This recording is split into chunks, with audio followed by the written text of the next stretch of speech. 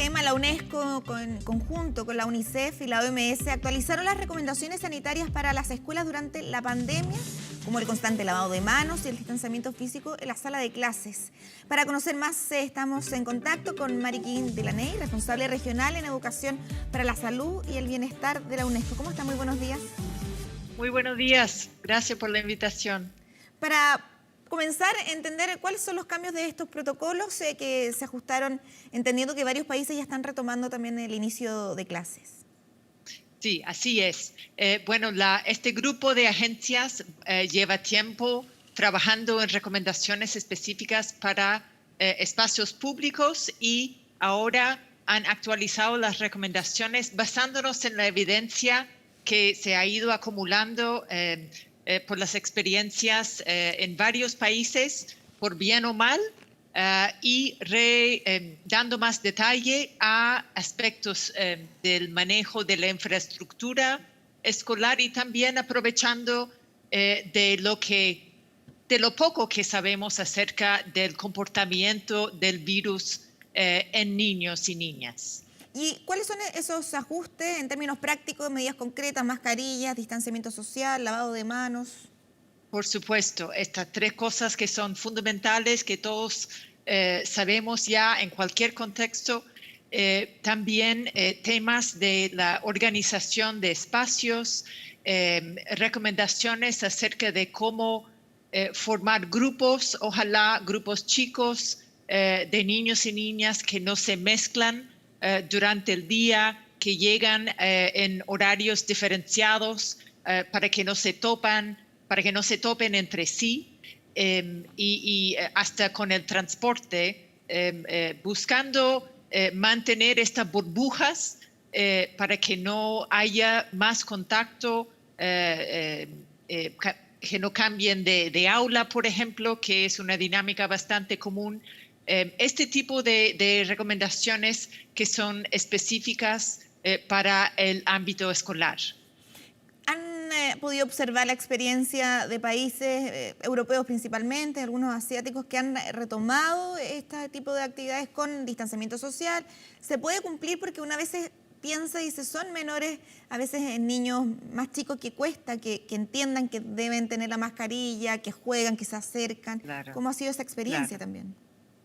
Bueno, esto también hemos visto en las noticias y la prensa que algunos sistemas han empezado solo para volver atrás por cambios en la situación general de la epidemia. Esto es de esperar. Volver a cerrar no se debe percibir como un fracaso, digamos, porque estamos todavía en el medio de la pandemia. Lo que hemos visto en otros países es el inicio para grupos específicos, por ejemplo, los niños y niñas más pequeñas, que sabemos que la oportunidad perdida de la estimulación temprana puede tener efectos mucho más allá. También han vuelto en algunos casos estudiantes que están en su último año, por ejemplo, de secundaria, preparándose para exámenes para entrar en la universidad o el próximo nivel educativo, que también son grupos muy importantes que están en momentos críticos de su carrera educacional. Claro, es importante, pero también hemos analizado y escuchado durante la mañana experiencia internacional que, por ejemplo, Francia, algunos establecimientos tuvieron que paralizar las clases presenciales, retomar la cuarentena debido a que habían pequeños brotes al interior del establecimiento, pero señalaban, estamos hablando de 50 establecimientos de un universo de, no sé, 60.000, entonces claramente se está dando la posibilidad de continuar con el aprendizaje en estos niños y van a haber retrocesos. ¿Cómo se ve esa experiencia para poder aplicarla en nuestro país, que ha sido un gran debate y donde hay temor también al reinicio, al volver a clases presenciales? Por supuesto.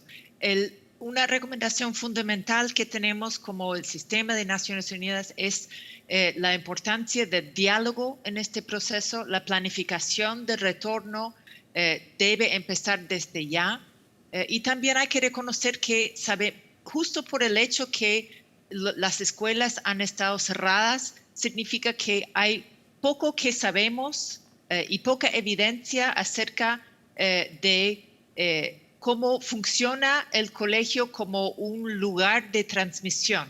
Lo poco que sabemos es que niños y niñas más chicos parece que no son tan, no transmiten tanto, pero niños más grandes, 10 a 19, sí transmiten como adultos. En algunos casos, los casos detectados de transmisión dentro del ámbito escolar han sido mayoritariamente adulto a adulto. Así que eso también nos enfatiza que es importante toma de temperatura, pruebas para los adultos que trabajan en el ámbito escolar, lavado de manos, uso de mascarilla, etcétera, y todo un protocolo para los colegios cuando se detecte un caso, sea en un adulto o un niño. Claro, estas burbujas que se han establecido en establecimientos de 10 alumnos, donde incluso en otros países, si es que hay un brote, los mismos padres de esos alumnos tienen permiso para hacer la cuarentena también. Como que hay una red Así integrada en lo laboral, en lo educativo. Sí, también para no castigar la ausencia de una niña o niño de clases, sino buscar acomodar una situación familiar donde se ha tenido que entrar en cuarentena, etcétera. Es una flexibilidad bastante mayor de lo que estamos acostumbrados a ver, pero estamos en una situación sin precedentes y hay que tomar acciones que hace 6 meses no se habían contemplado.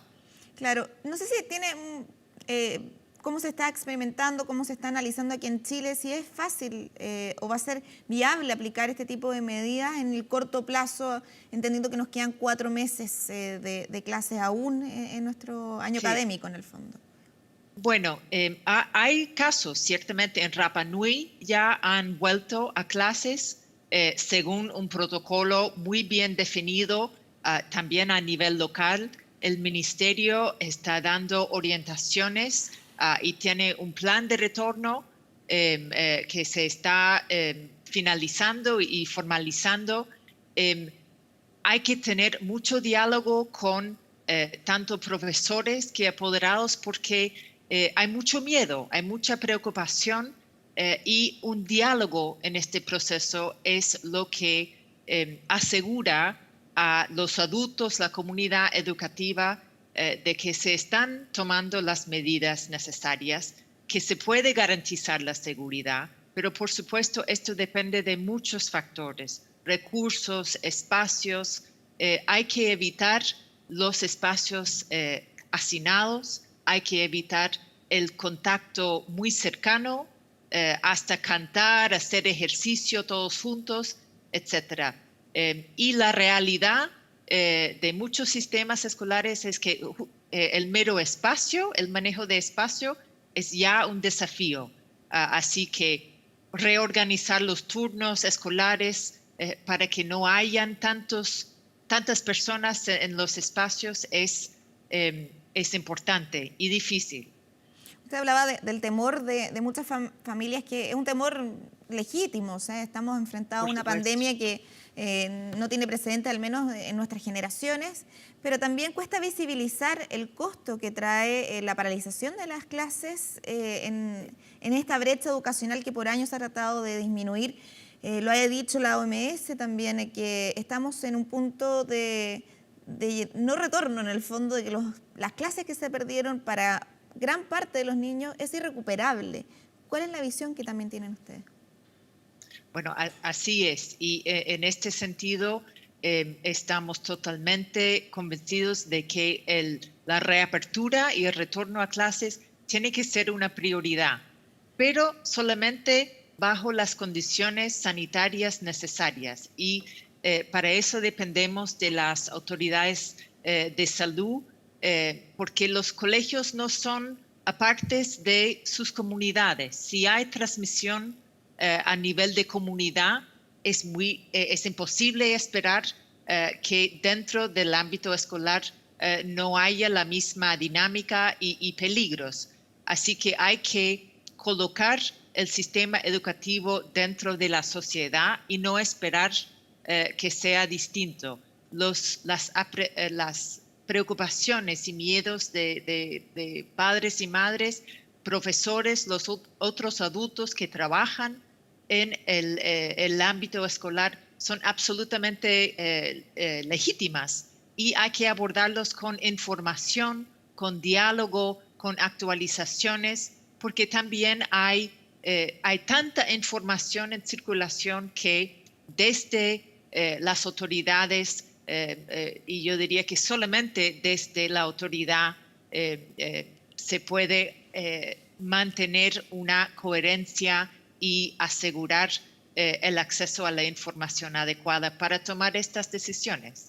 Sí, Mari Guindelaney, responsable regional en Educación para la Salud y Bienestar de la UNESCO, con este importante tema que se debate en el mundo y también en nuestro país. Muchas gracias por compartir esta información también y tal vez los padres que puedan ir de a poco soltando y entrando a tener un poco confianza y conocimiento de esta enfermedad también. Así es. Muchas gracias. Muchas gracias por conversar con Mañana Informativa. Que tenga buenos días. Gracias, igualmente.